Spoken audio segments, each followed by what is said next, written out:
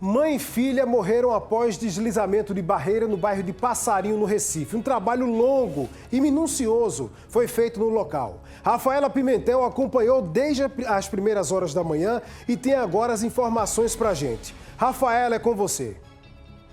Moab, boa tarde para você, para todo mundo que está nos assistindo. Infelizmente, trazendo uma notícia triste aí, mais 2 mortes confirmadas em decorrência dessas chuvas que acometeram o Recife desde ontem, região metropolitana também.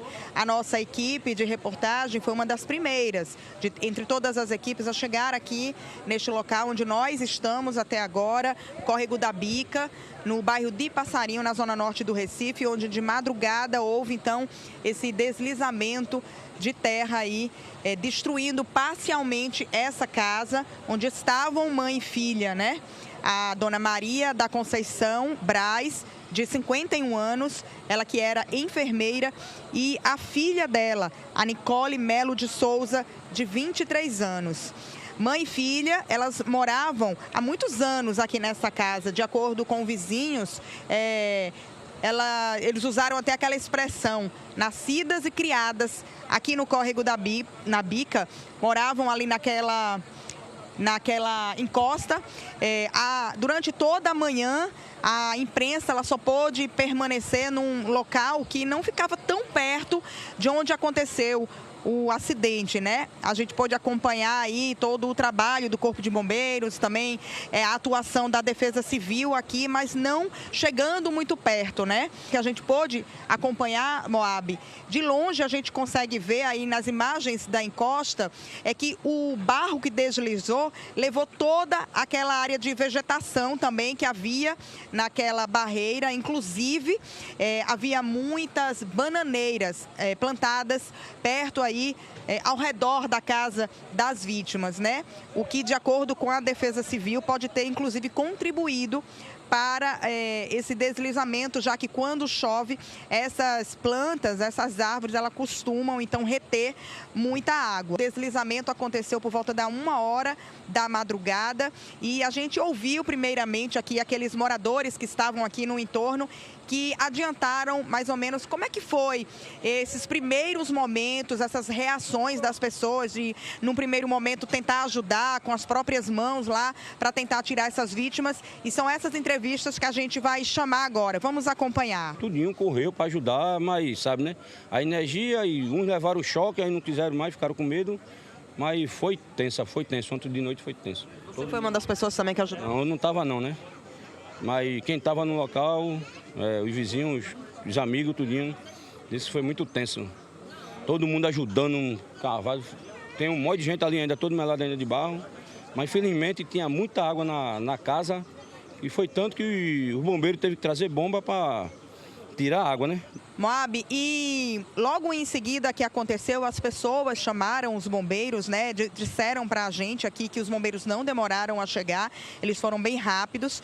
E quando os bombeiros então chegaram, essa primeira equipe, eles já começaram então esse trabalho intenso aí de buscas por essas 2 vítimas, né? A cada segundo, a gente sabe que cada segundo é importante então para tentar encontrá-las com vida, mas infelizmente não foi o que aconteceu. Por volta das 4h da madrugada, os bombeiros localizaram o primeiro corpo, que foi justamente o da dona Maria da Conceição Braz de Melo, de 51 anos, a enfermeira, mãe, né, da outra vítima. E depois, somente 3 horas depois, por volta das 7h da manhã, é que os bombeiros encontraram, então localizaram o segundo corpo da filha dela, a Nicole Melo de Souza, de 23 anos. De acordo com os bombeiros, mãe e filha dormiam em 2 cômodos diferentes, cada um estava num quarto quando tudo aconteceu.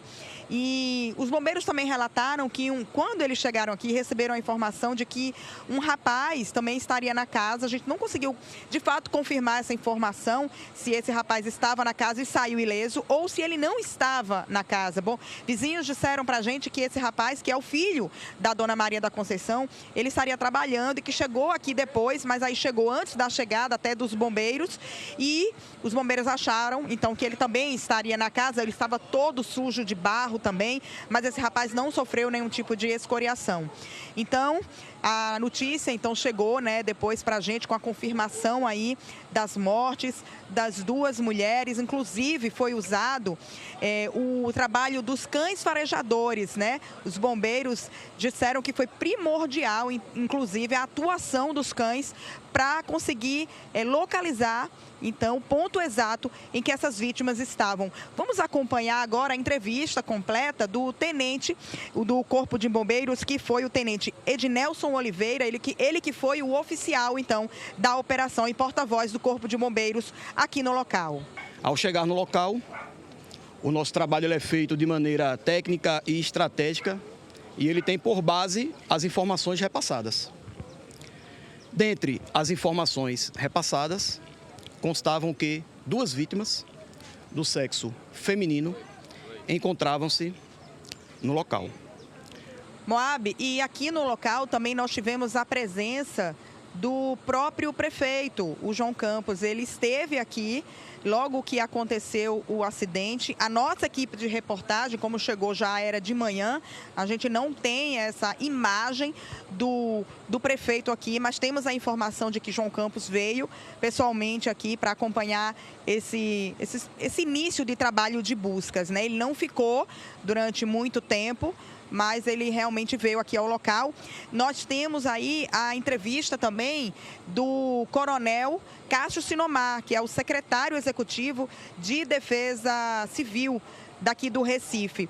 O coronel, ele explicou que essa barreira, onde aconteceu esse deslizamento, ela era avaliada em risco 3. A gente sabe que há 4 níveis de risco, né?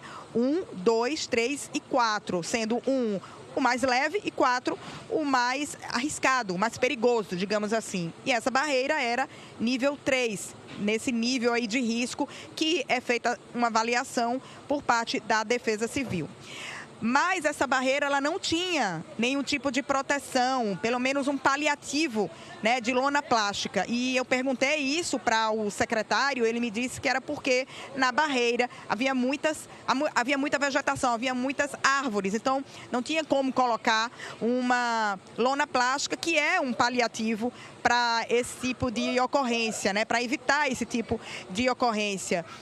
Mas ele falou que todas as barreiras aqui, os morros aqui desta área são monitoradas e que a cada alerta que a prefeitura emite, essas pessoas aqui, elas são avisadas, os moradores são avisados de que precisavam realmente deixar os locais, né, deixar essas casas. Então, a gente não tem a confirmação se esses alertas realmente chegaram, porque eles chegam via WhatsApp hoje em dia, né, através do Conecta Recife, para esses moradores, até como um alerta e como uma orientação para que eles deixem as casas, principalmente depois que a gente teve no Recife essa quantidade elevadíssima de chuva. Então, o secretário confirmou que os moradores aqui dessa região receberam esse alerta, foram orientados a deixar as casas. Mas, repito, a gente não tem a confirmação se necessariamente especificamente para os celulares da Dona Maria da Conceição e para o da filha dela, realmente chegaram esses alertas. Mas como moradoras antigas também aqui do bairro, dessa encosta, elas sabem, né? Elas também sabiam do risco que poderiam estar correndo diante de toda essa chuva que caiu no Recife, mas preferiram, então, ficar dentro de suas residências. A gente não sabe se por opção, porque não tinham lugar para se abrigar. Enfim, a prefeitura lembra também, né, que dispõe aí de abrigos para que essas pessoas em áreas de risco, tanto de deslizamento como de inundação, procurem esses abrigos. Então, vamos ouvir a entrevista que eu fiz também com o secretário executivo de Defesa Civil daqui do Recife, o coronel Cássio Sinomar. São locais, a gente tem mais de 400 imóveis aqui vistoriados. E aí a comunicação, a percepção, a prevenção, ela se baseia em ações estruturadoras e não estruturadoras. E nessas ações não estruturadoras são essas comunicação do risco, essa percepção e essa conversa com orientação dada aos moradores. Essa barreira que deslizou, ela tinha, como o senhor falou, esse risco 3. Ela estava protegida por lona plástica, pelo menos? Veja, são locais locais que às vezes o ponto de lona não é local de ponto de lona, é um local que não, a gente quando coloca uma lona, a gente coloca com a segurança que possa ser dada, não coloca de forma aleatória.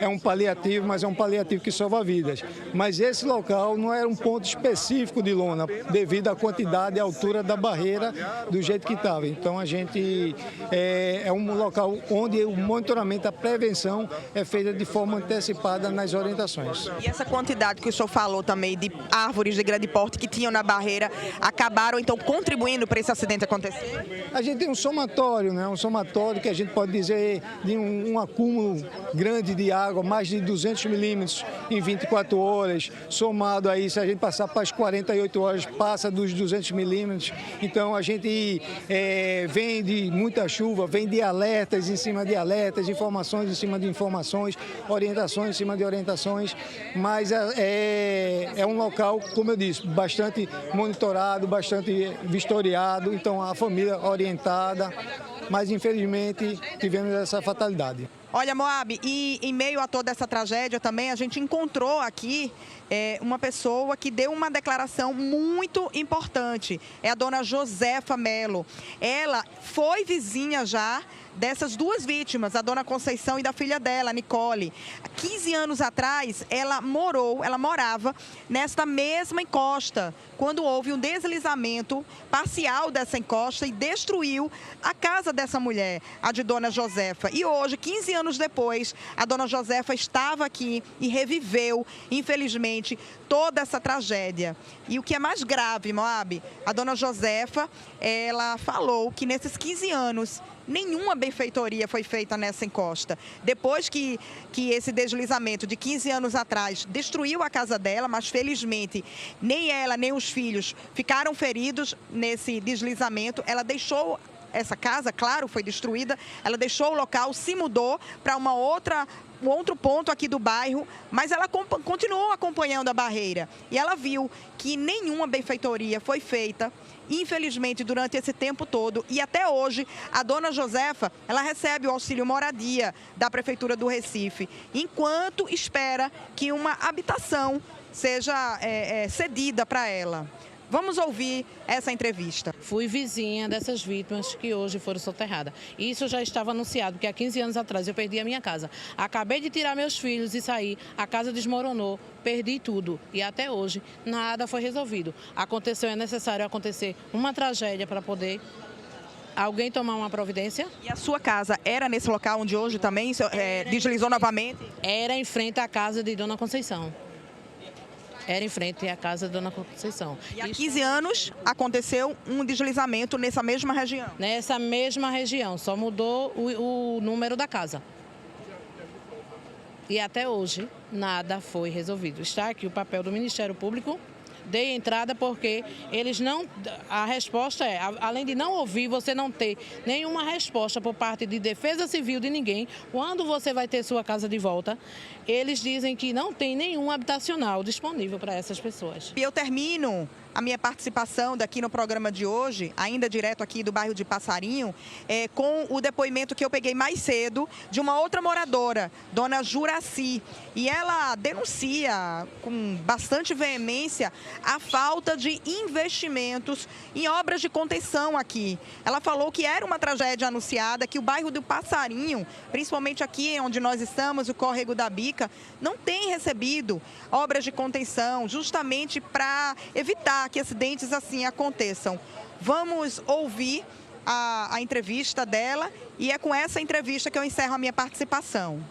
Isso não é a primeira vez, não. Só vem quando morre alguém. Tá aí as barreiras aí caindo. Deixe de investir pelo carnaval e olha a comunidade do Córrego da Bica que são gente. Meu nome é Juraci Cosme dos Santos. Juraci Cosme dos Santos. Dona Juraci, alguma obra de barreira? Não tem nenhuma obra. Só vem ver e bota lona. Lona não resolve nada, É só conversa, entendeu? A minha barreira mesmo, já veio vários. Quando é época de eleição, vem vários. Diz que vai fazer e não faz. E eu queria que tomasse providência. Então tá aí, ó. Uma vida aí, mora aqui há 2 vidas, mora aqui há mais de 50 anos. Foi criada aqui.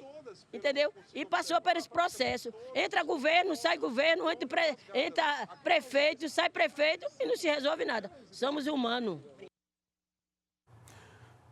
Pois bem, classificação de risco nível 3, perto do mais grave. Ponto. Não chegou investimento. Resultado, mortes. Tragédia.